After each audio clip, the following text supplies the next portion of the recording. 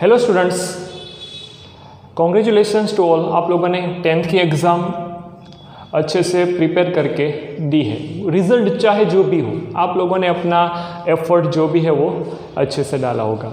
Now 10th का जैसे ही result आएगा तब बहुत सारे स्टूडेंट्स को ये क्वेश्चन होगा कि सर हम साइंस लेना चाहते हैं या फिर हम कॉमर्स लेना चाहते हैं। ओके, मैं आपको यहाँ पे, अगर आप साइंस लेते हो, okay, most of the students will take science because उनको इंजीनियरिंग या फिर मेडिकल लाइन में जाना होगा। Very good. तो आपको 11th के अंदर आपको क्या लेना पड़ेगा? साइंस। अगर कोई स्टूडेंट मैथ्स लेता है या फिर बायो लेता है, साइंस में भी दो पार्ट होंगे, या तो स्टूडेंट मैथ्स लेगा या तो बायोलॉजी। अगर मैथ्स लेगा तो वो इंजीनियरिंग लाइन में जाएगा, या फिर बायोलॉजी लेगा तो मेडिकल लाइन में। ये सीधी सी बात सबको पता होगी। अब अगर सर आप मैथ्स या बायो कोई भी सब्जेक्ट चूज करते हो, तो आपको अगर मैथ्स लेते हो तो मेन 3 सब्जेक्ट कौन से पढ़ने होंगे? Maths, physics and chemistry. अगर आप बायोलॉजी लोगे तो आपको मेन सब्जेक्ट कौन से पढ़ने होंगे? Biology, physics and chemistry. Okay, तो यहां पे क्वेश्चन आता है, सर दोनों में कॉमन सब्जेक्ट कौन सा है? फिजिक्स। बहुत सारे स्टूडेंट जो 10th में मैथ्स पढ़े हैं तो उनको ये एजम्पशन रहा होगा, या फिर एक उनको ये बात रही होगी दिमाग में कि सर लास्ट ईयर है मैथ्स का, इसके बाद तो मुझे बायोलॉजी लेना है, तो मैं कहीं पे मैथ्स तो पढ़ूंगा नहीं। ये आपकी गलतफहमी है। अगर आप लोग मैथ्स लोगे या फिर बायोलॉजी लोगे, दोनों के अंदर एक कॉमन सब्जेक्ट आता है फिजिक्स, जिसके अंदर थोड़ा बहुत मैथ्स का बेसिक कॉन्सेप्ट तो यूज करना ही पड़ेगा। ओके, चलिए, तो मैं अभी आपको 10th के अंदर आप जो पढ़ के आए हो, एक टॉपिक था ट्रिग्नोमेट्री। क्या था फ्रेंड्स? ट्रिग्नोमेट्री।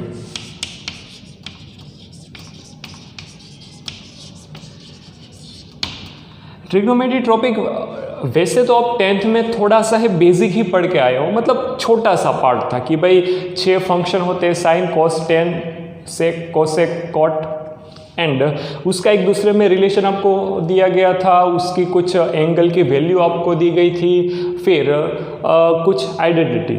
ओके, इतना आप पढ़ के आए हो 10th के अंदर, तो इतना काफ़ी है फिजिक्स और मैथ्स पढ़ने के लिए नहीं। तो जो स्टूडेंट्स बायोलॉजी लेने वाले हैं तो उनको भी मैं एक एडवाइस देना चाहता हूँ। हम अभी जो बेसिक मैथ्स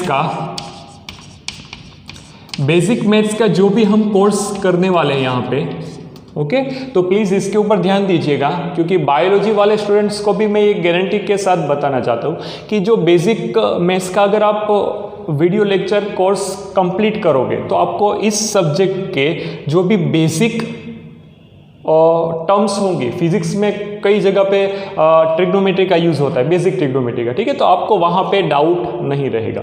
चलिए हम स्टार्ट करते हैं ट्रिग्नोमेट्री से। ओके, नाउ तो मैथ्स वालों को तो ये पढ़ना ही होगा क्योंकि उनको तो ये सब्जेक्ट ही है, लेकिन बायोलॉजी वाले को फिजिक्स करने के लिए क्या करना पड़ेगा? बेसिक ट्रिग्नोमेट्री का भी जो हम कोर्स अभी करा रहे हैं वो एक बार अच्छे से पढ़ना पड़ेगा।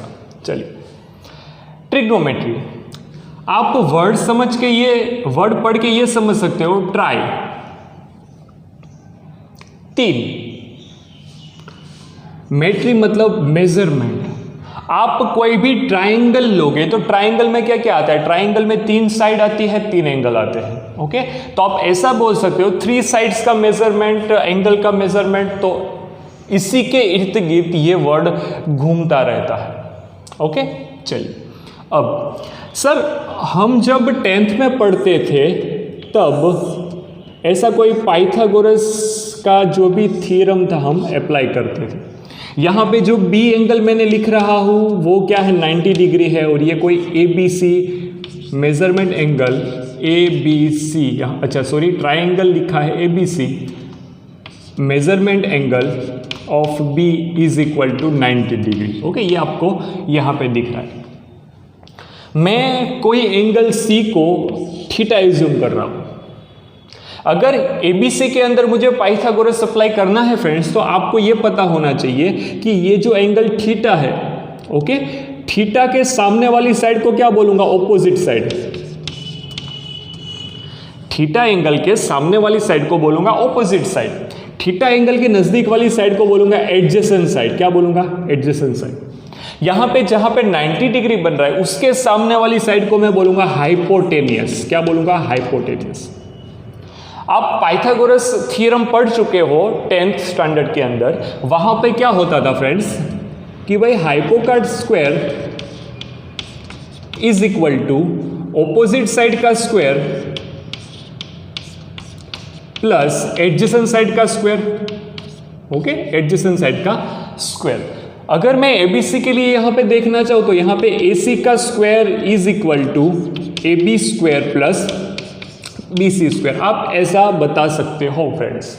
ओके, चलिए थोड़ा आगे बढ़ते हैं। आज के इस वीडियो लेक्चर के अंदर हम आपका 10th का ही बेसिक देखेंगे। जैसे ही थोड़ा और आगे बढ़ते उसके हिसाब से हम 11 का भी जो भी आपको फिजिक्स और मैथ्स में यूज में आएगा वो हम यहाँ पे करेंगे। ठीक है, तो उससे पहले आपको 10th का रिवाइज कराना बहुत ज़्यादा ज़रूरी हो जाता है। चलिए सर, आप यहाँ पे अगर साइन थीटा लिखना चाहते हो, कौन सा एंगल? Sign theta.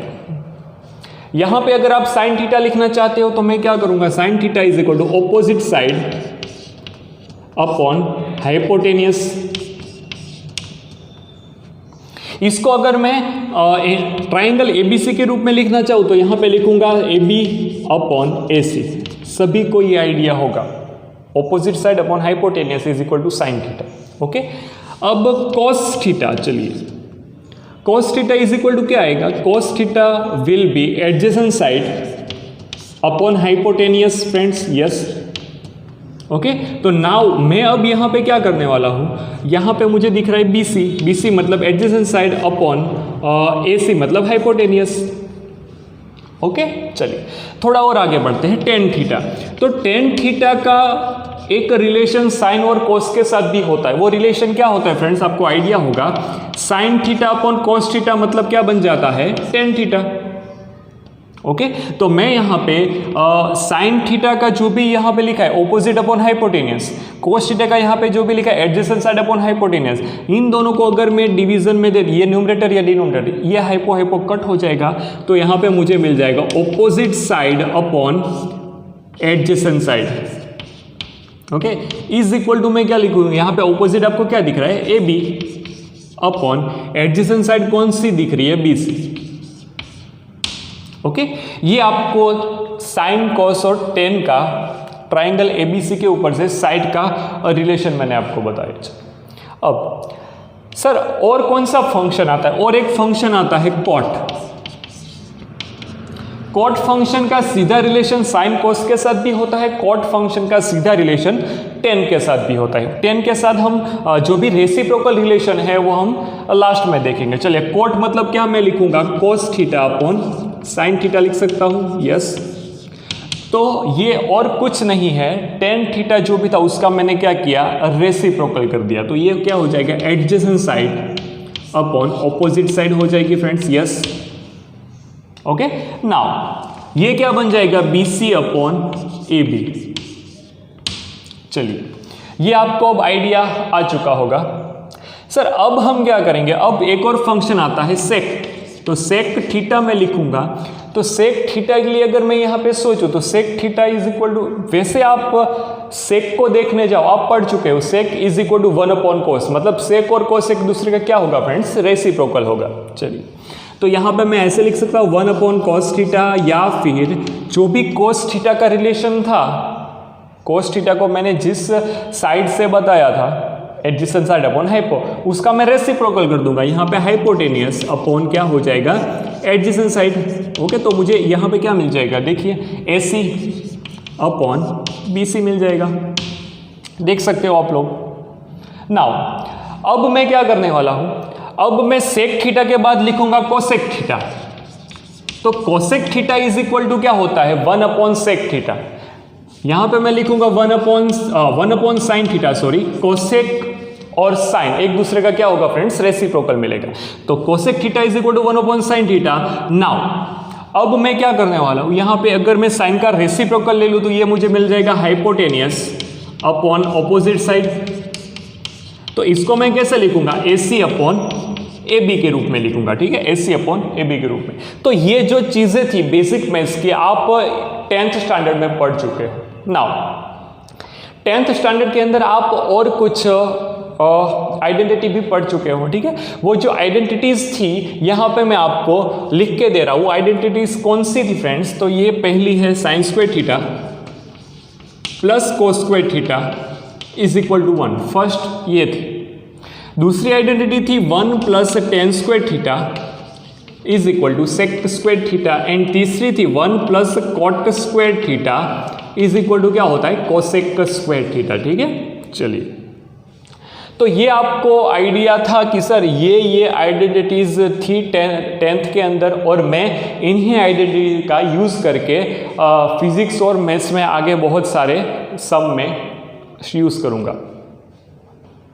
ओके, चलिए, अब ये आइडेंटिटीज आई कहाँ से थी उसका मैं आपको ज़रा प्रूफ दे दूँ, आपका माइंड थोड़ा शार्प हो जाएगा। और मेरे पास यहाँ पे ये रिजल्ट था, कौन सा, ये वाला रिजल्ट, इसको मैं इक्वेशन 1 बोलता हूं।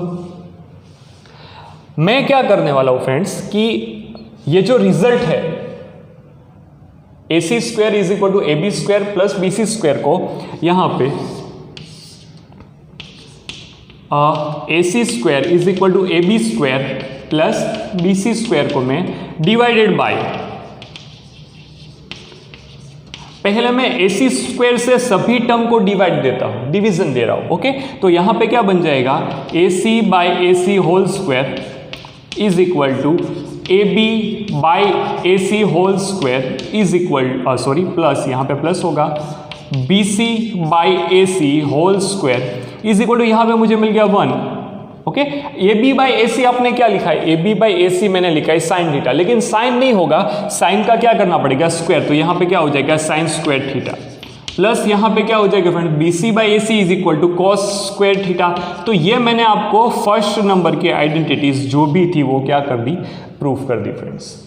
ओके, फर्स्ट आइडेंटिटी हमने प्रूफ की है। अब सेकंड और थर्ड इन दोनों आइडेंटिटीज को हम प्रूफ करते हैं। चलिए कैसे प्रूफ करेंगे जरा देखिएगा। ओके, मुझे इसका यूज करना है तो मैं यहां पे लिख रहा हूं। ओके, अब मैं AC square is equal to AB square plus BC square को किस टर्म से डिवाइड करने वाला हूं फ्रेंड, मैंने AC स्क्वायर से एक बार डिवाइड कर दिया, अब मैं डिवाइड बाय, अगर मैं डिवाइडेड बाय कोई दूसरी मतलब यहां पे AB स्क्वायर से डिवाइड करता हूं, ठीक है, तो यहां पे आपको क्या मिलेगा, AC बाय AB का whole square is equal to AB by AB का होल स्क्वायर इज इक्वल, यहां पे प्लस आ जाएगा, BC बाय AB का होल स्क्वायर। ओके, यहां पे मुझे AC बाय AB, आप यहां पे देख सकते हो AC बाय AB आप क्या लिख सकते हो, AC बाय AB आप लिख सकते हो कोसेक थीटा। तो यहां पे क्या बन जाएगा, cosec square theta is equal to 1 square plus 1 का स्क्वायर, तो 1 ही होने वाला है। BC बाई AB, BC यहां पे क्या दिख रहा है, BC बाई AB यहां पे कहीं, BC बाई AB ये रहा, क्या बना, कॉट, तो ये क्या हो जाएगा, कॉट स्क्वायर थीटा। ओके, तो ये हमारी सेकंड आइडेंटिटी आपको प्रूफ करके दी। अब मैं क्या करने वाला हूं, in AC square is equal to AB square plus BC square, इसमें मैं क्या करूंगा, डिवाइडेड बाय, मैं डिवाइडेड बाय थर्ड टर्म जो बाकी थी BC के स्क्वायर से डिवाइड करने वाला हूं। तो यहां पे मुझे AC बाई BC का whole square is equal to AB by BC whole square plus BC by BC whole square, ऐसा लिखना पड़ेगा friends. Yes, why not.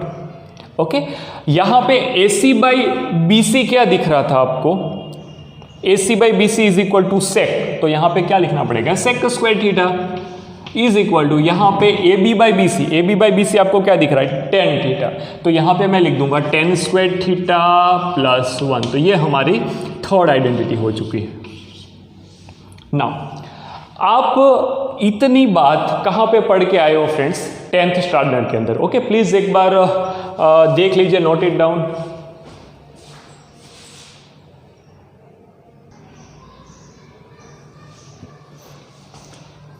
Okay friends, आपने जो भी 10th में पढ़ा है उसका थोड़ा मैंने आपको रिकॉल कराया। नाउ अब आप sign, cos, tan, sec, cosec और कॉट, इसकी कुछ वैल्यू भी देख चुके हैं। कौन से एंगल की वैल्यू? तो कि एंगल था 0, 30 डिग्री, 45 डिग्री, फिर 60 डिग्री, फिर 90 डिग्री।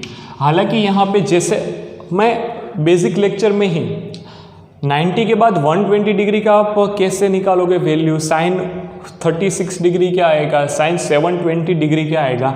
जैसे जैसे आप बेसिक मैथ्स के ये लेक्चर पढ़ते जाओगे आपको सारा का सारा डाउट क्लियर हो जाएगा फ्रेंड्स। ओके, तो यहाँ पे देखिए, अभी मैं सिर्फ आपको 10th का रिवाइज कर रहा हूँ। जैसे मैं 11th के ऊपर जाऊँगा तो आप बड़े से बड़े एंगल की आप वैल्यू निकाल सकते हो। चलिए, यहाँ पे साइन था, ये कॉस, ये क्या होता है 10। ठीक है, ये समझने से पहले आपको ये पता होना चाहिए कि sine theta is equal to 1 upon cosec theta, या फिर cosec theta is equal to 1 upon sine theta. Sine और कोसेक एक दूसरे का क्या है? रेसिप्रोकल है। Cos theta is equal to 1 upon क्या लिखना पड़ेगा? Sec theta. फिर tan theta is equal to क्या होता है? 1 अपॉन कॉट थीटा। ये रिलेशन आपको 11th साइंस के अंदर बहुत यूज में आने वाला है। अब साइन थीटा, साइन थीटा 0 के ऊपर, चलिए इस साइन की वैल्यू मैं निकालूंगा कैसे, उसके लिए आपको ये याद रखना है कि 0, 1, 2, 3, 4 इन नंबर को मैं 4 से डिवाइड करता हूं, फिर क्या करता हूं, उसका मैं अंडर रूट निकाल लेता हूं। ये मैंने सबका अंडर रूट निकाला। ओके, ये वैसे तो आपको याद रखने के लिए ही है। जैसे ही आप ट्रिग्नोमेट्री के अंदर ये चैप्टर पढ़ते जाओगे, ओके, आपको ये सब वैल्यूज़ क्या होगी एकदम माइंड में ऐसे आने लगे। सपोज आपको कोई पूछे साइन 60 डिग्री क्या होता है, तो आपके दिमाग में आ जाएगा, तुरंत आ जाएगा √3/2। ओके, उसके लिए आपको प्रैक्टिस की ज़रूरत पड़ेगी। चलिए, साइन अगर मैं 0/4 करूँ तो आंसर क्या आएगा? 0। उसका अंडर रूट निकालूंगा तो आंसर आएगा 0। 1/4 का अगर मैं अंडर रूट निकालूंगा तो आंसर क्या आएगा? 1/2। 2/4 करूंगा तो काटूंगा 1/2 बचेगा। 1/2 का अंडर रूट 1/√2 हो जाएगा। 3/4 का अंडर रूट निकालूंगा तो अंडर रूट 3/2 मिल जाएगा, ये हो जाएगा 1। ओके, अब यहाँ पे आपको साइन 90 cos 0 सेम होगा, यहाँ पे आपको 1 लिखना है। cos 90 साइन 0 सेम होगा, यहाँ पे आपको 0 लिखना है। ओके, फिर साइन 30 जो होगा वो cos 60 जितना होगा, cos 30 होगा वो साइन 60 जितना होगा, ये यहाँ पे ये, और दोनों में साइन 45 डिग्री तो सेम मिलेगा। हालांकि ये सारी बातें आपको पता है, फिर भी मैं यहाँ पे आपको एक बार रिकॉल करा रहा हूँ। चलिए, अब 10 मतलब साइन अपॉन कॉस। ओके, 10 मतलब साइन अपॉन कॉस, तो ये क्या हो जाएगा? 0। 1/2 अपॉन अंडर रूट 3/2 तो क्या आएगा? 1/√3। ये हो जाएगा 1, ये बनेगा √3, ये हो जाएगा अनडिफाइंड, या फिर आप नॉट डिफाइंड, इनफाइनाइट भी लिख सकते हो। ठीक है, ये हो गया इनफाइनाइट, ये इनफाइनाइट का सिंबल है फ्रेंड्स। ओके, अगर आपको कोई कोसेक 0 पूछे तो कोसेक 0 क्या हो जाएगा? अनडिफाइंड, या फिर इनफाइनाइट लिख सकते हो। कोसेक 30 पूछे तो इसका रेसिप्रोकल 2 आएगा। कोसेक 45 पूछे तो क्या आएगा? √2। कोसेक 60 पूछे तो 2/√3। कोसेक 90 पूछे तो 1। यहाँ पे मैंने आपको ये रिजल्ट लिख के दिया है, तो आप इसके रिगार्डिंग कोसेक सेक और कॉट का रेसिप्रोकल साइन, कॉस और टेन के रिस्पेक्टिवली करके वैल्यू फाइंड कर सकते हो। ओके, चलिए, अब ये मैंने आपको ब्रीफ इंट्रोडक्शन, जो भी 10th में आप पढ़ते थे उसका मैंने आपको इंट्रोडक्शन दिया थोड़ा सा। अब मैं आप लोगों को एक पावर वाला कॉन्सेप्ट बताने वाला हूँ। पावर वाला कॉन्सेप्ट क्या होता है? तो कि इसमें बहुत सारे स्टूडेंट्स को प्रॉब्लम होती होगी। चलिए, अगर मुझे दो टर्म दी है a और b और दोनों की कॉमन पावर m है तो मैं a की m इंटू b की m लिख सकता हूं। ओके, सेपरेटली दोनों मल्टीप्लीकेशन में तो ही बात है। अगर दोनों के दोनों ऐसे होते कि भाई a प्लस बी की पावर 2 ऐसी होती तो आप यहाँ पे स्क्वायर का फॉर्मूला लगा देते, ये तो आपको पता ही होगा।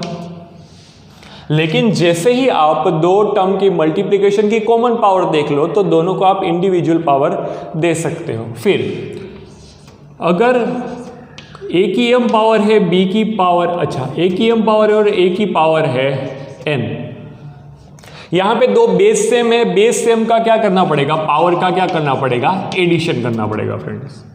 ओके, अगर मैं ऐसे लिखूँ a की -1 पावर तो मैं क्या लिखूंगा, 1/a लिख सकता हूँ, क्योंकि a की नेगेटिव पावर को मैं डिनोमिनेटर, या फिर मुझे ऐसा दिया होगा 1/a³, तो इसको अगर मैं न्यूमरेटर में लेके जाऊँ तो जो भी पावर है उसका ऑपोजिट हो जाएगा। ऑपोजिट मतलब a की -3, यहाँ पे पावर पॉजिटिव 3 थी, ऊपर जाएगी तो पावर नेगेटिव, यहाँ पे पावर पॉजिटिव 1 थी, ऊपर जाएगी तो पावर नेगेटिव। ओके, नाउ अगर आपको यहाँ पे ऐसा दिया है कि भाई a की पावर m अपॉन a की पावर n, तो नीचे वाली टर्म को अगर मैं ऊपर लेके जाऊंगा तो a की m इंटू a की -n लिखना पड़ेगा फ्रेंड्स, क्योंकि अभी मैं जो डिनोमिनेटर है उसको मैं न्यूमरेटर में लेके गया। ओके, तो a इंटू a, यहाँ पे दो बेस सेम हो चुका है तो a की पावर m प्लस -n, यहाँ पे आ जाएगा a की m -n। This is the answer.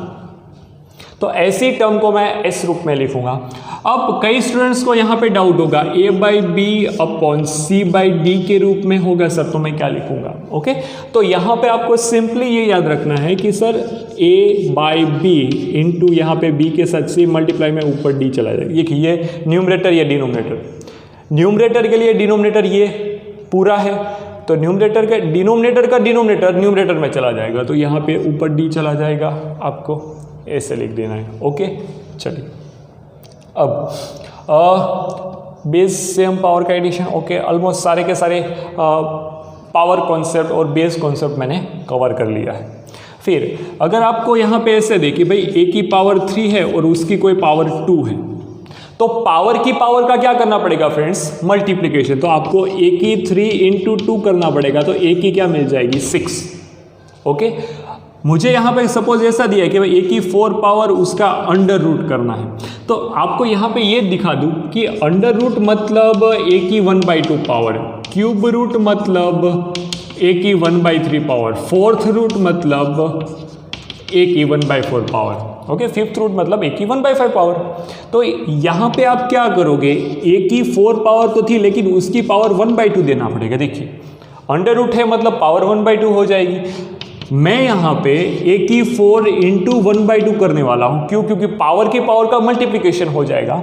यहाँ पे आएगा a का 2 पावर, क्योंकि ये काटूंगा यहाँ पे 2 बच जाएगा तो a का स्क्वायर बन जाएगा। ओके, ये मैंने आपको साथ में इसलिए दिया क्योंकि जैसे ही हम थोड़े आगे पढ़ेंगे आपको पावर कॉन्सेप्ट बहुत ज़्यादा यूज़ में आएगा। ये बेसिक बातें आपको पता होनी चाहिए। तो आज के इस लेक्चर में मैंने आपको 11th साइंस का अभी कुछ भी नई चीज़ बताई, जो अभी है वो 10th और 9th का, ये पावर कॉन्सेप्ट 9th का एक चैप्टर है।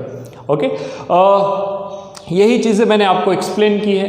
तो नेक्स्ट लेक्चर के अंदर हम 11th के अंदर जो भी ट्रिग्नोमेट्री में बेसिक होता है, ओके, उसका स्टार्ट करेंगे और बहुत अच्छी तरह से, जबकि बायोलॉजी वाले स्टूडेंट्स को भी कोई डाउट नहीं रहेगा, ये मेरी guarantee. Okay, please note it down.